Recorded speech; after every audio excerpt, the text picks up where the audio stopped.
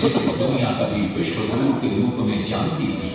इसी भारतवर्ष का एक महत्वपूर्ण राज्य है ओडिशा। प्राचीन काल में ये कलिंग के नाम से विख्यात था। सैकड़ों साल पहले की बात है। पुरातात्विक दस्तावेज के तौर पर संग्रहित पुस्तक मागला पांजी और बाया चक्रा में उल्लेख है कि 13वीं सदी में गंगवंश के राजा लंगुला नरसिंहदेव ने इस सूर्य मंदिर का निर्माण करवाया था।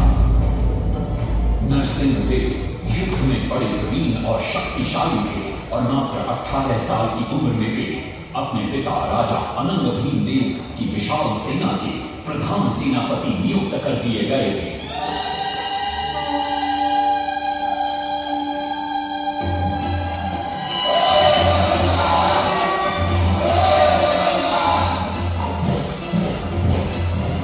सेनापति बनने के बाद नरसिंहदेव ने अपने कुशल नेतृत्व से दक्षिण के कई आक्रमणकारी राजाओं को युद्ध में हराया।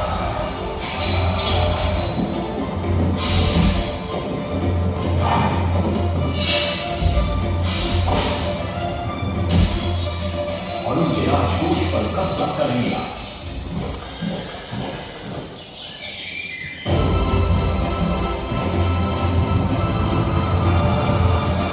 तत्पश्चात उन्होंने विजयकोंडा, जिसे आज हम वारंगल के नाम से जानते हैं,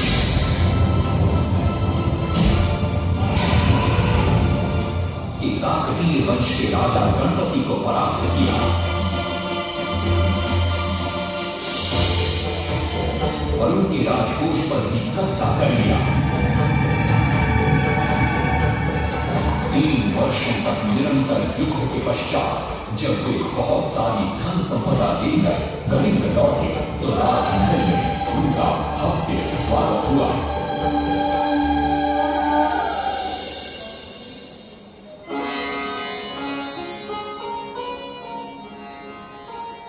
राजमाता कस्तूरी देवी पुत्र नरसिंहदेव की वीरता से बहुत प्रसन्न हुई और पुत्र के सामने अपने मन की इच्छा प्रकट की।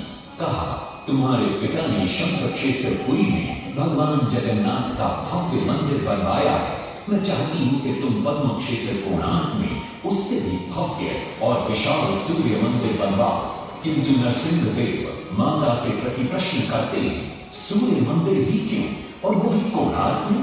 तब राजमाता कस्तूरी देवी बतलाती है, द्वापर युग में भगवान श्री कृष्ण के पुत्र सांब बड़े ही सुंदर और सुकुमार थे।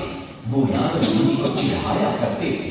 एक दिन नारद मुनि ने सांब को सबक सिखाने की योजना बनाई और उन्होंने सांब की सुंदरता की प्रशंसा कर उन्हें गोपियों के साथ जल क्रीड़ा करने को उकसाया। वहीं दूसरी तरफ भगवान श्री कृष्ण को जाकर कह दिया कि सांब अपनी मां समान गोपियों के साथ जल क्रीड़ा कर रहा है। श्री कृष्ण इस बात से बहुत क्रोधित हो जाते हैं और वे सांब को श्राप दे देते हैं, जिस सुंदरता का तुम्हें अभिमान है वो तत्क्षण नष्ट हो जा। सांब को घोर हो जाता जब सांब राजमहल लौटते हैं और मां जामदेवी को ये पता चलता है कि पिता श्री कृष्ण के श्राप की वजह से सांब की ये अवस्था हुई, तो सारी रानियां क्रोधित हो जाती हैं। नारद जी को बुलाया जाता है। वे रोग मुक्ति का उपाय बतलाते हैं। वे कहते हैं, सूर्य की पहली किरण ऊर्ध्व देश के एक कोण पर पड़ती है जिसका नाम कोणार्क है। सांब को वहीं जाकर सूर्य की आराधना करनी होगी।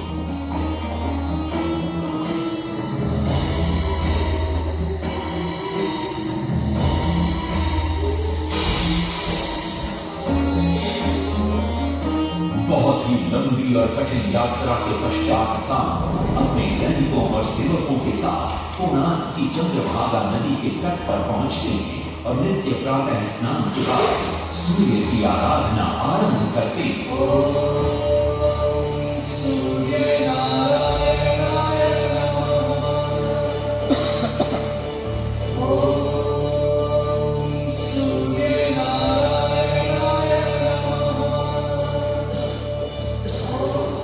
अन्न जल त्याग कर 12 साल की कठिन तपस्या के बाद सूर्य देव प्रसन्न होकर प्रकट होते और सांब को रोग मुक्त होने का वरदान देते। पुत्र, आज रात्रि के चतुर्थ प्रहर में स्नान करते समय नदी के तल में तुम्हें एक वस्तु मिलेगी। वो मेरा ही प्रतिरूप होगी। उसका स्पर्श पाते ही तुम इस कोढ़ रोग से मुक्त हो जाओगे। स्नान के पश्चात सांब जब नदी से बाहर आते हैं तो वो रोग मुक्त हो चुके होते हैं। उनके हाथ में एक छोटा सा पत्थर है। उनके सुंदर और सुकुमार शरीर को देखकर सारे अनुचर और सिपाही प्रसन्न होते हैं।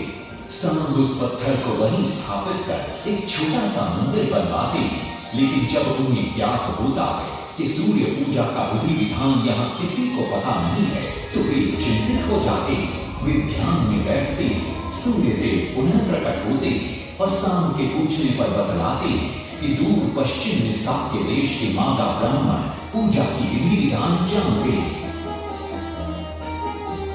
सांब साक्य देश की ओर निकल पड़ते हैं जो आज का ईरान है। महीनों की लंबी यात्रा के बाद सांब 18 नागा ब्राह्मण परिवारों को साथ लेकर कोणार्क लौटते हैं और सूर्य मंदिर में पूजा शुरू हो जाती है। राजमाता कस्तूरी देवी नरसिंह देव को बतलाती हैं कि विवाह के कई वर्षों बाद तक जब हम निसंतान थे मैंने भी उस सूर्य मंदिर में पूजा अर्चना की और तुम पुत्र रूप में मुझे प्राप्त हुए। माता की बात सुनकर नरसिंह देव मां को कोणार्क में संसार का सबसे भव्य और विशाल मंदिर बनाने का वचन देते। सदाशिव सामंतराय महापात्र जो शिवई सांतरा के नाम से लोकप्रिय थे, वे अपने सहयोगी बीसू महाराणा के साथ मंदिर का प्रतिरूप बनाते और नरसिंह देव के समक्ष प्रस्तुत करते।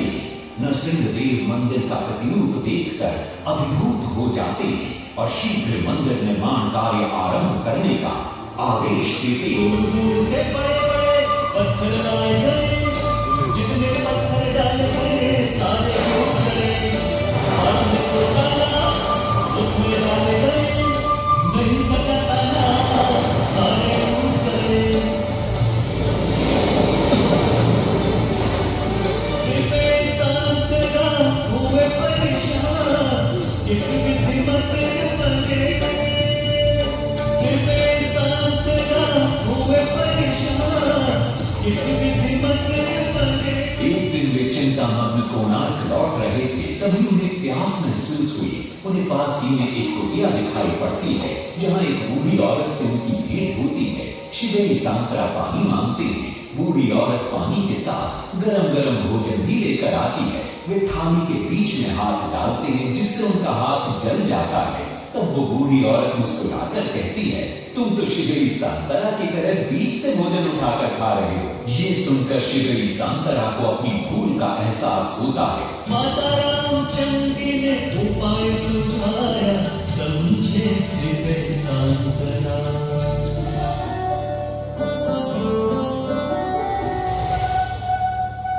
तत्पश्चात वो किनारे से पत्थर डलवाना शुरू करते हैं और मंदिर निर्माण का कार्य तेजी से आगे बढ़ने लगता है।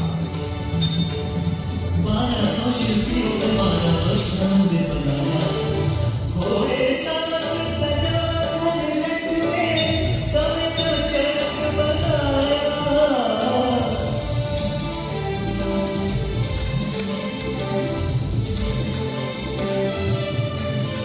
दूसरी तरफ कलिंग के उत्तर के राज्यों के नवाबों के बार बार राज्य पर आक्रमण हो रहे थे। इन आक्रमणों से क्रोधित होकर नरसिंह देव अपनी विशाल सेना को लेकर युद्ध के लिए निकल पड़े।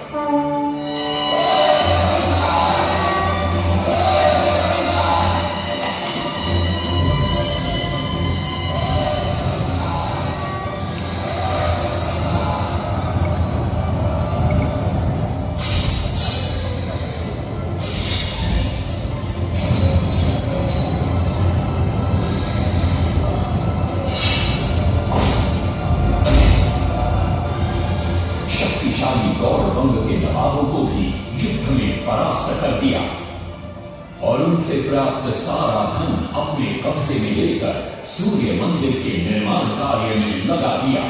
1200 कारीगरों के अथक प्रयास से 12 साल बाद विशाल और भव्य सूर्य मंदिर बनकर तैयार हुआ। उस समय के लोगों में वास्तुशास्त्र, ज्योतिष शास्त्र और खगोल शास्त्र का जो ज्ञान था उसे देखकर आज के बड़े बड़े वैज्ञानिक भी आश्चर्यचकित रह जाते हैं। कई प्रयासों के बाद भी मंदिर के गुंबद पर कलश स्थापित नहीं हो पा रहा था, क्रोधित नरसिंहदेव ने आदेश दिया कि कल प्रातः काल तक यदि कलश स्थापित नहीं हुआ तो सबके सर धड़ से अलग कर दिए जाएंगे। सभी शिल्पकार घोर चिंता में डूब जाते।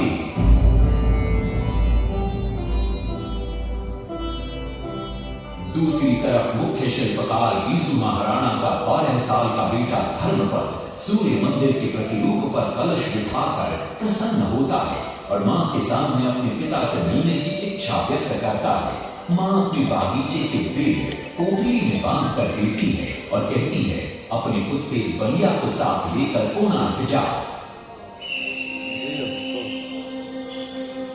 बलिया अपने मालिक को पहचान देता है और बीसू महाराणा से निपट जाता है। धर्मपद अपने पिता को प्रणाम करता है और अपना परिचय देता है। सबको चिंता में देखकर वो अपने पिता से इसका कारण पूछता है। कारण जानकर धर्मपद कहता है, अगर आप आज्ञा दें तो मैं मंदिर के गुंबद पर कलश स्थापित कर सकता हूं। शिवेरी सांतरा धर्मपद को अनुमति दे देती। धर्मपद गुंबद पर चढ़ जाता है और कुछ ही समय के प्रयत्न के पश्चात वो कलश को स्थापित करने में सफल हो जाता है। गुंबद पर कलश स्थापित होते नीचे गर्भगृह में चारों दिशाओं में लगे चुंबकों के आकर्षण से सूर्य महाप्रभु की मूर्ति शून्य में स्थापित हो जाती है। सब धर्मपद को कंधे पर बिठाकर खुशी से नृत्य करने लगते। तभी कुछ कारीगर इसका विरोध करते हुए कहते, अगर सुबह राजा को ये पता लग गया कि इस बच्चे ने कलश को स्थापित किया है तो किसी का बचना संभव नहीं है, इसलिए धर्मपद को मरना होगा। इस बात से शिवेरी सांतरा बड़े क्रोधित हो जाते हैं। भीषण वाद विवाद छिड़ जाता है। ये सब देखकर धर्मपद गहरी चिंता में पड़ जाता है और वो सोचता है कि यदि मेरे जीवित रहने से इन सब का सर काट दिया जाएगा तो इससे अच्छा है कि मैं आत्म बलिदान कर दूं ताकि सबके प्राण बच जाएं। और उसी पल धर्मपद नवनिर्मित सूर्य मंदिर के शिखर पर चढ़ जाता है।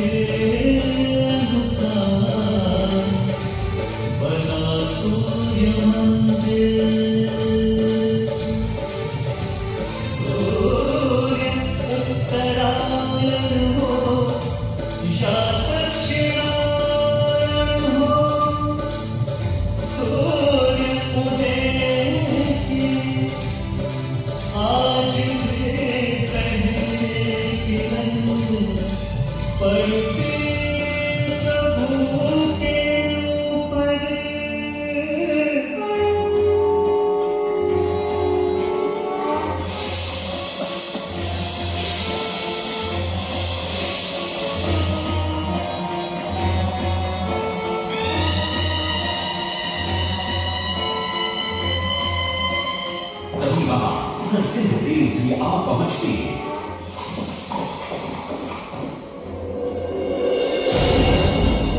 और सूर्य महाप्रभु को शून्य में स्थापित देख वे भी आनंद से भर जाते हैं और शिवेरी सांतरा की पूरी पूरी प्रशंसा करते हैं।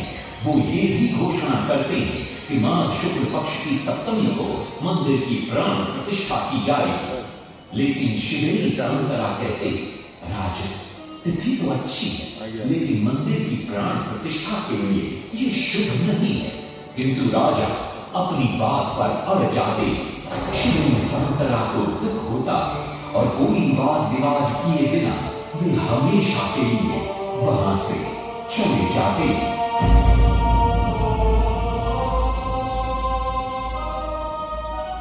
पूर्व निर्धारित तिथि पर मंदिर की प्राण प्रतिष्ठा संपन्न होती है।